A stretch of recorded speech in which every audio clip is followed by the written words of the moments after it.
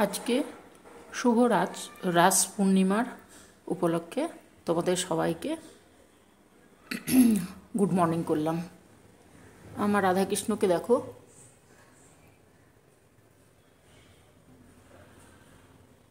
আমি এইভাবে সাজিয়েছি, এইভাবে পুজো দিয়েছি। আমি যেমন পারি আমি ওইভাবে করেছি, বাড়ির ঠাকুর তো।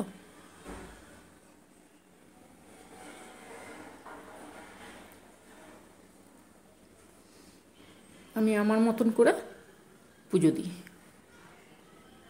রাস পূর্ণিমা আজকে, আর তোমাদের কীর্তনও শোনাবো।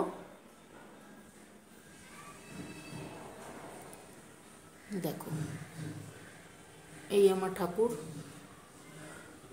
এই আমার সমস্ত ঠাকুর, এই রাধাকৃষ্ণ। সবাই মিলে বলো ও রাধে রাধে। দেখেছো, দর্শন করে নাও। দর্শন করেছো? করো, দর্শন করো।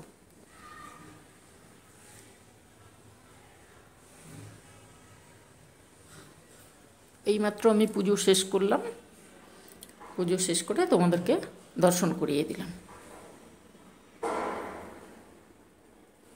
এই আমার ছোট ঠাকুর ঘর।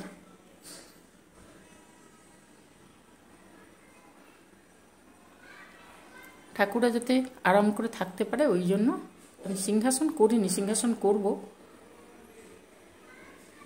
এইভাবে খোলামেলাভাবে ওনাদেরকে সুন্দর করে নিজেদের মতন করব। মন্দিরও করব, সবই করব। চলো তাহলে রাধাকৃষ্ণকে দর্শন করে নাও।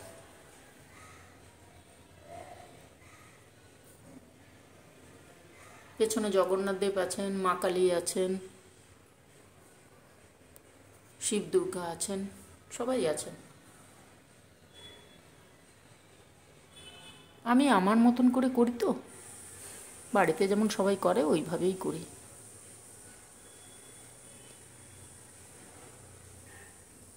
তোমরা সবাই ভালো থাকবে, ঠাকুরের আশীর্বাদ নাও। আজকে খুব ভালো দিন, রাস পূর্ণিমা। আমাদের বাবার বাড়িতে হয়, মহোৎসব হয়, অনুষ্ঠান হয়, কিন্তু এত দূর যে যেতেই পারি না আমি। দেখো আমার ঠাকুর কি সুন্দর না, মনে হচ্ছে যেন হাসছে।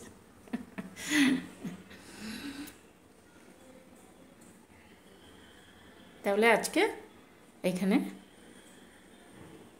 রাখি, তোমাদেরকে কীর্তন শোনাচ্ছি।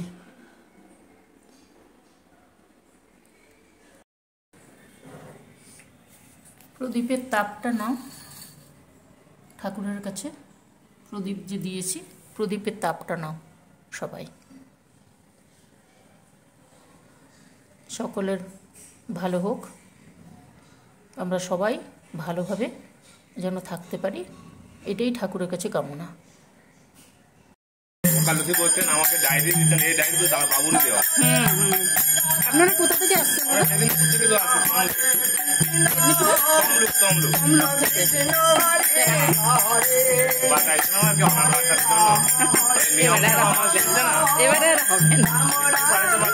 কিছুদিন আগে একজন এসেছিল। দেবো পরের বারে দেবো। দাদা একটু কীর্তন করতে বলুন না, তুলে নি।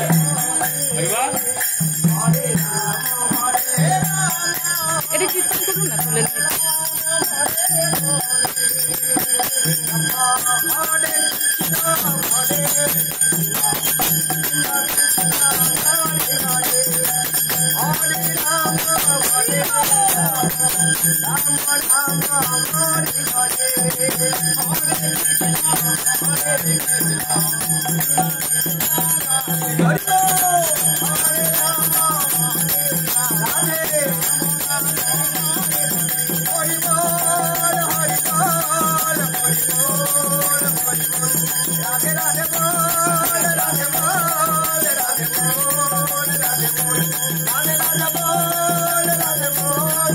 राधे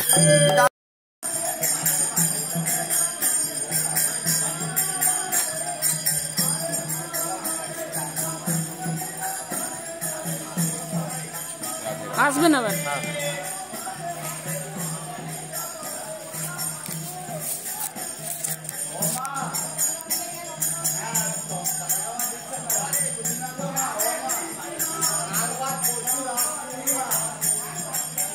রাস পূর্ণিমাতে ওরা এসছে মেদিনীপুর থেকে, ওরা নবদ্বীপ থেকে এসেছিল।